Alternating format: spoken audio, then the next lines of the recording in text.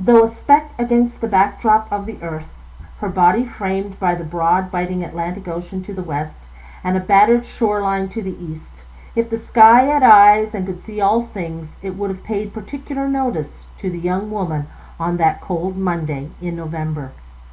She'd marked time like a soldier, spending her days taking all the steps asked of her without ever advancing. The same could be said of most of the people who lived in her island community on Newfoundland's northern edge, but she differed in that she harbored no delusions about it. Had she been a man, she would have become a soldier, thinking it preferable to die in battle than live with the constant sameness that permeated her life. But it was what it was. She'd march in place and die here, and that was that. So she carried on, ever moving, going nowhere. A southwesterly wind blew across the ocean, its bite leaving a tattoo of pink across her cheek. She stopped twice to pull her headscarf forward, but it slipped off each time and she gave up. Rounding the bend into the second cove, the wind now at her back, she marched forward on the loose beach rocks, pails clanking against the water hoop. The circular metal band, taken from a large barrel, kept the bucket steady and prevented them from knocking against her legs. The woman hated this part of the trek. The stones were too big and rounded for easy walking. She wished she could throw them into the ocean and bare the smooth bedrock beneath. It was a short beach. She could hunker down and just heave them, whoosh, plop, ripple, over and over until a smooth surface remained to make the walk easier. The oceans would toss new stones onto the beach, smooth and presented gifts to the shore, but it would take many years. Oh, sorry, I keep losing my part. That's why I don't like reading out loud. She sighed as usual. She didn't have time. She sighed as usual. She didn't have time to do anything she wanted to do, so it was no good to think about it.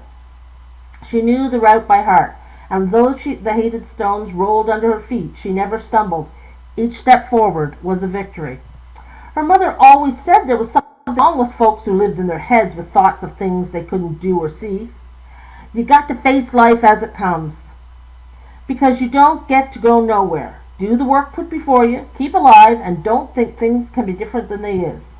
Now you can make some stuff go your way when the time comes, but you're never going to be able to walk too far from here, so you might as well keep your head here too. But the girl never paid much attention to all that. She could stop her mind from thinking what it thought no more than she could stop the tide from heaving the broken glass from sunken ships ashore. The beach glittered with bright green and blue pieces of bottles between the rocks, tiny treasures that came only because nothing could stop them. A few yards ahead, the young man determined that the sky held a threat of rain, but he figured it might hold off for a while. He was sheltered from the wind in a cubby between two rocks, pencil scratching on paper, risking a wetting to get something down.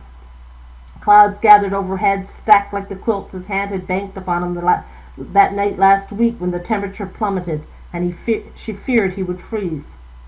A moment later, a young carrying bucket scratched against a hoop was upon him. Jarred from his deep concentration, the man found himself caught in the glare of flashing black eyes. A bit of water splashed from the left bucket, but she regained control of it and herself in one motion. You needn't scare me to death. Her dialect made the word death sound like debt. Sorry, I thought I was all alone here in the morning, he replied. His accent was like when you took syrup and added water, the woman thought. Not as sweet, but somehow tasting better than before. It was soft, almost British, almost Newfoundland. No trouble then, she nodded and moved to carry on. The man sat back against the stone and watched her strong back, his eyes flicking up to her shoulders. There were no houses for quite a distance. Surely she wasn't going all the way to the Elliots. Hey, he chatted, you need a bit of help? He jumped up and jammed his paper and pencil into an inside pocket, stumbling and slipping in his effort to catch up with her. With a near imperceptible shake of her head, she replied, No. Committed now, the man brought himself up alongside her. Where are you headed? There it was again, that soft accent, part Newfoundland and part somewhere else. The somewhere else intrigued her. Where are you from? Here, the man said. Well, used to be. I've been away for years. Boston and mostly St. John's, but Boston is home. I knew you was a stranger. Never seen anybody here wearing anything like that. She nodded towards his fine gray overcoat. I got it in New York. Oh, that sounds pompous, don't it? A bit stuck up, yeah, but I love cities, the girl said, her sigh diminishing her usual sarcasm. I haven't been to one, but I reads all I can. Stories about all those people and shops and cars. Must be some nice. It is nice, the newcomer replied, but it can become tiresome after a while. It's nicer here in many ways. Who's your people? He stumbled on a rock and righted himself. The girl stopped too, her shoulders tightening from the weight of the buckets. The Hoffs, Garland and Geraldine. Garland was my father's brother. You're a Hoff? I use the name Taylor now. Edmund Hoff Taylor. Mother thought it best I line up with her family when I was trying to get into Harvard, so she changed it. The young woman lowered the buckets, then straightened up again before setting out. Hey, you should let me carry those for you. Sure, I can carry this. I does it all the time. I should say it like I does it all the time, because that's how she would have said it. I does it all the time. Well, I can do it for you. Give you a break. You're a girl. 22. Edmund glanced at her slim figure, unable to see the lean muscle of her arms and the shoulders under her coat and the strong calves snug against her boots from the girth of her legs, where days of physical labor had built them like a man's. A pretty face from Boston appeared in his mind for a moment, but he stumbled again. And he stumbled again. The girl before him pretended not to notice, but tugged at her lips. Yes, but I'm a man, Edmund said. Men in his circles always cared for the ladies around them. The sense of chivalry insisted that he carry this load for her. Plus, it would be easier for him. He was stronger. Her eyes looked ahead to the flat of the stone that lay ahead, aware that around this bend was the worst part of the walk. The wind would be in her face the entire way. She considered the wisdom of allowing him to carry the pails. He wasn't used to it. She needed the water and didn't fancy to go back to refill her buckets should he trip and spill them.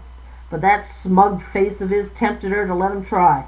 Perhaps he could do it, though he looked as soft as a down pillow with that fancy suit, pretty lips, and that silk hanky peeking out of his coat pocket. But she might never get another offer again in all her life. Grab what's before you, as her mother always said. Yep. She stopped. What? Edmund turned to her.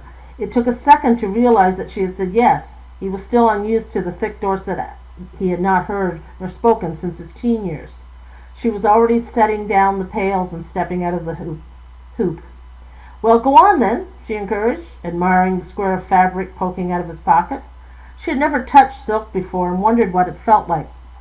All right, Edmund took her place between the pails and reached down for the handles. Oh, ouch, she said. What's wrong? Are you hurt? Oh, I've just some dirt and a splinter in my hand. I'll pull it out when I get home. She held up her hand. If I had something to wrap it in. Edmund pulled the handkerchief out of his pocket and handed it to her. Please, use this. Oh, my goodness, thank you. The young woman accepted it, wondering at the ease with which she had appropriated it from its owner. It had EHT stitched on it in fancy letters. She recognized the lettering from a book on penmanship she had at home and from which she had spent hours practicing. She could embroider a similar thing into something for John for Christmas, perhaps. What a fancy thing it was. She rubbed the buttery smoothness between her fingers, enjoying the softness, then hurried after Edmund, who was stumbling ahead with her buckets. He hoisted himself upon the smooth red rock that stretched for about 50 feet before it got rough again. She grinned, remembering how her legs had grown and hurt for days the first time she had after that step up. Gulls swooped and shrieked overhead, and the clouds attended to business elsewhere, leaving a matte blue sky behind. The young woman quickened her step to catch up, fingers still stroking the silk in her hand, but duty motivated her to be close to catch the water should he stumble. Also, the pebbled beach up ahead was the most difficult part to walk on with the buckets. He'd soon give up and ask her to take over. Or fall arse over tea kettle trying, she thought, her grin breaking into a full-fledged smile.